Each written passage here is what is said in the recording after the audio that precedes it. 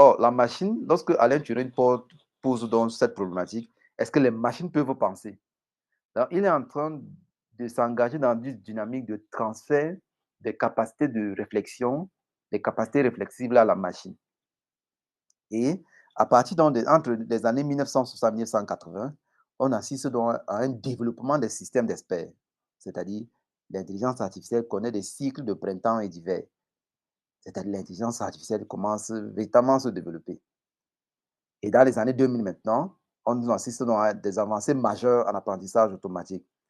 C'est-à-dire les données deviennent donc en ce moment un moteur clé de l'intelligence artificielle. Et lorsqu'on dit, pourquoi je remonte un peu dans l'histoire, parce que les uns et les autres ont parfois l'impression qu'en réalité, l'intelligence artificielle commence aujourd'hui. Que non, vous allez vous rendre compte que l'intelligence artificielle existe bien avant longtemps. Peut-être c'est l'intelligence artificielle générative, on va voir ça tout à l'heure, qui nous amène à croire que peut-être c'est quelque chose de nouveau. Et aujourd'hui, on assiste donc à l'explosion du deep learning, c'est-à-dire l'apprentissage profond, avec des réseaux neuraux, au point où l'intelligence artificielle est aujourd'hui partout. L'intelligence artificielle est dans euh, des machines, dans nos smartphones. L'intelligence artificielle est dans les caméras de surveillance, au point où, étant à la maison, on peut déjà, au bureau, on peut à travers une intelligence artificielle, commander ce qui se passe chez nous. Faire en sorte que les uns et les autres puissent, par exemple les enfants, croire qu'en réalité, le responsable de la maison est toujours là. Donc, l'intelligence artificielle a parcouru dans un long chemin. Depuis des débuts théoriques, elle est passée par des concepts abstraits à des applications concrètes qui transforment durablement notre quotidien, notre vie au quotidien. Et maintenant, lorsqu'on dit intelligence artificielle, il faut comprendre également qu'il y a les différentes facettes de l'intelligence artificielle. Et lorsqu'on dit les facettes de l'intelligence artificielle, nous avons des intelligences artificielles dites faibles. C'est-à-dire quoi? L'intelligence artificielle est dite faible quand en réalité, elle est davantage spécialisée dans une tâche unique. Elle excelle dans les domaines précis. Et à ce moment-là, ceux qui utilisent les iPhones vont se rendre compte que l'intelligence artificielle de l'iPhone, à travers la reconnaissance faciale, c'est Siri, qui est seulement là pour faire des tâches qui sont minimalement un peu plus petites. Et nous avons également l'intelligence artificielle de Google, Google Assistant. Nous avons DeepL, qui est une intelligence artificielle qui permet de faire des traductions. Nous avons également ChatGPT. Donc, vous voyez qu'au niveau des intelligences artificielles dites faibles, on retrouve ChatGPT. Oh, certains sont convaincus qu'en réalité, le ChatGPT est une intelligence artificielle assez forte. Et lorsque vous essayez donc de voir maintenant des IA fortes qui se caractérisent par une intelligence générale, capable de comprendre, apprendre, appliquer à l'intelligence à n'importe quelle tâche. Et à ce niveau donc, vous allez comprendre que c'est une IA qui est capable d'apprendre, de comprendre et des tâches et d'exécuter des tâches intellectuelles comme un être humain.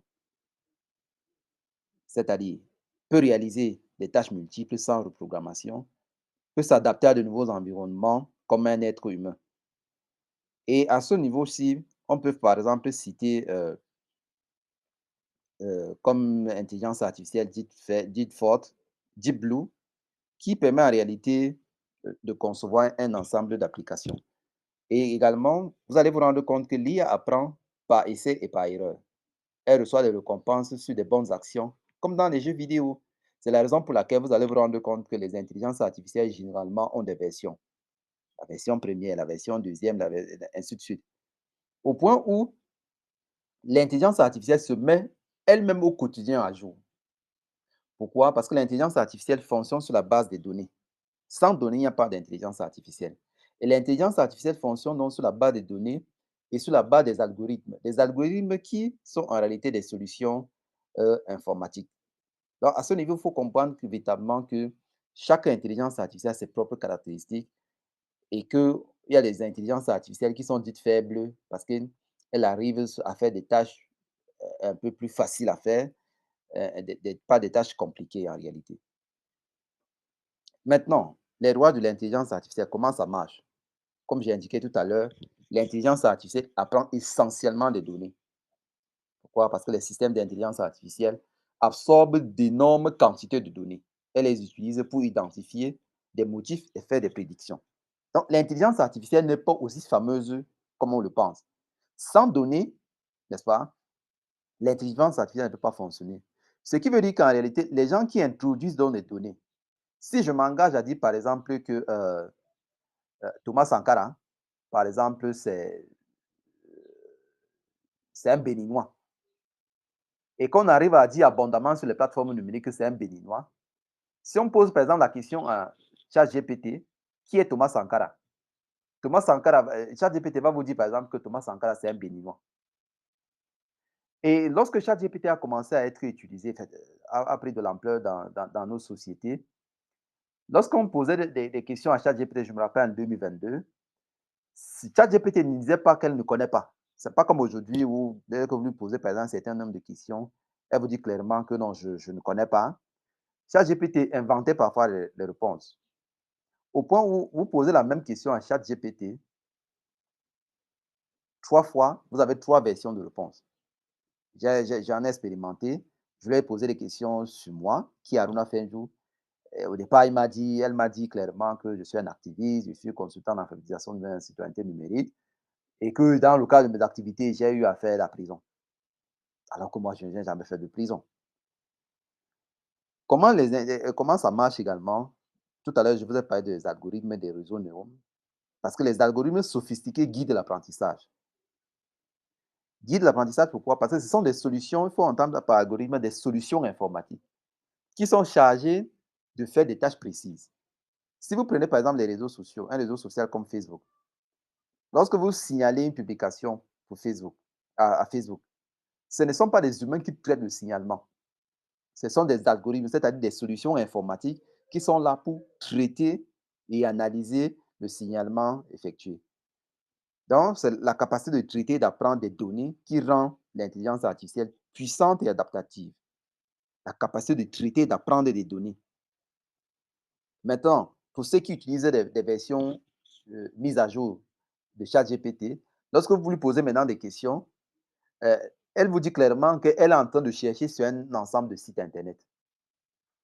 Et qu'une fois qu'elle aura fini de fouiller, donc, elle viendra donc vous proposer des réponses en disant que j'ai puisé cette réponse dans tel site Internet.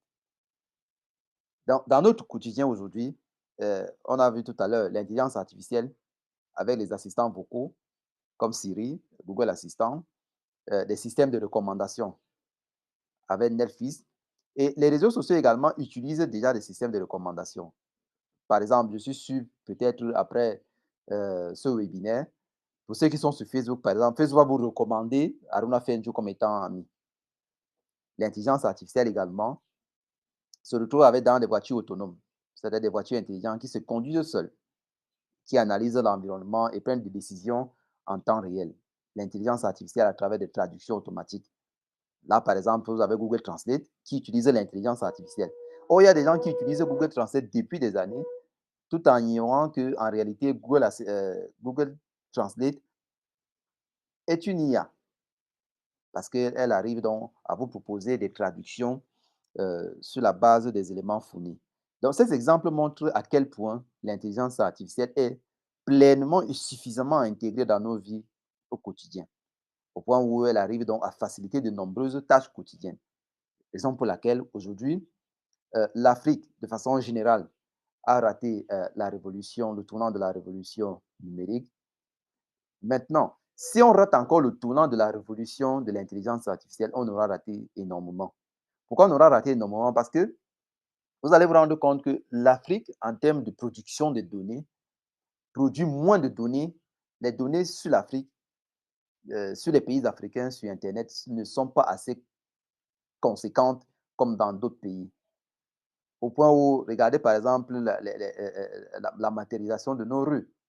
Je suis sûr qu'au Cameroun comme ailleurs, on se retrouve généralement en train d'indiquer notre maison en disant à une personne que Lorsque vous allez arriver au carrefour, vous allez arriver là, il y a un bac à ordures. Après le bac à ordures, il y a une vieille voiture garée, ainsi de suite. Oh, ce sont des données qui manquent en réalité. Maintenant, en termes de défis et de limites de l'intelligence artificielle, il y a les biais algorithmiques, c'est-à-dire que l'intelligence artificielle peut reproduire des biais présents dans les données d'apprentissage. Donc, c'est-à-dire, en fouillant par exemple une donnée, vous avez posé une question à ChatGPT, en fouillant des réponses, en cherchant des réponses qu'elle va vous fournir, elle n'a pas la capacité de dire, par exemple, que non.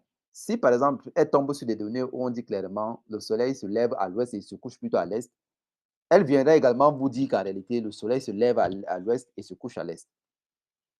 Il y a également des questions de transparence et d'éthique. Comprendre comment l'intelligence artificielle fonctionne, comment elle arrive à prendre des décisions est un défi.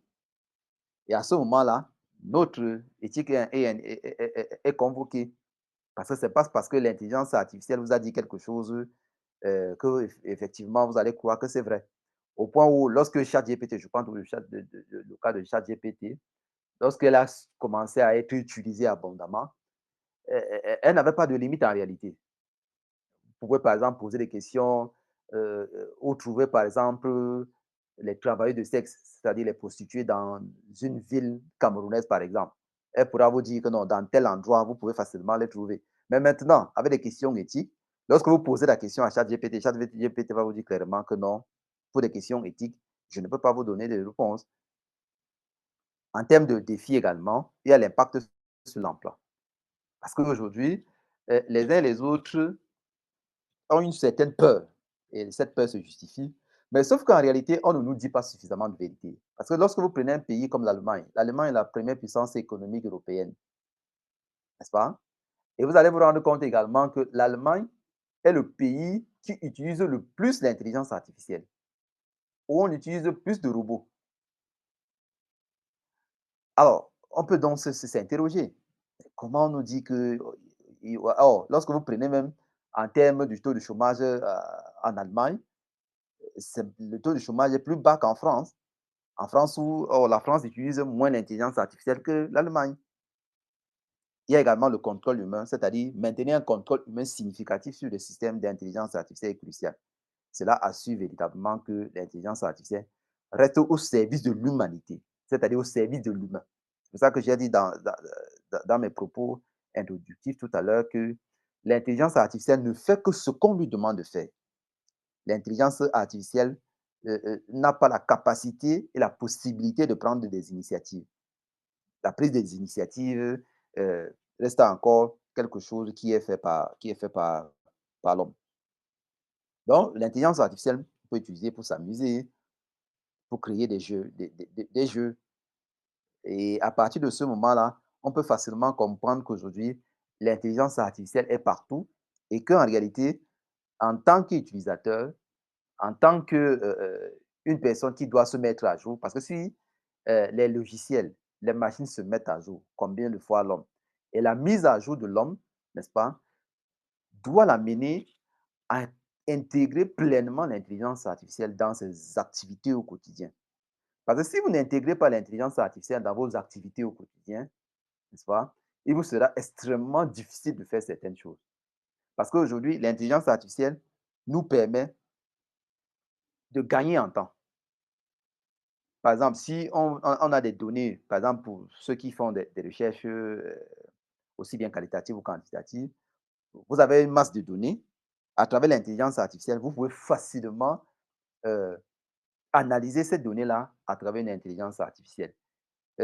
Vous pouvez, par exemple, faire des transcriptions en utilisant l'intelligence artificielle. C'est-à-dire, en une minute, vous arrivez à transcrire un entretien d'une heure. En moins d'une minute, vous arrivez à transcrire un entretien euh, de plus d'une heure. Alors, vous voyez, en termes de gain de temps, c'est assez considérable. Donc, ce qu'on doit retenir dans le cadre de ce webinaire, c'est que l'intelligence artificielle euh, existe depuis des années et que l'intelligence artificielle n'est pas née avec ChatGPT, elle existe depuis des années et que fondamentalement, l'intelligence artificielle, euh, contrairement à cette vague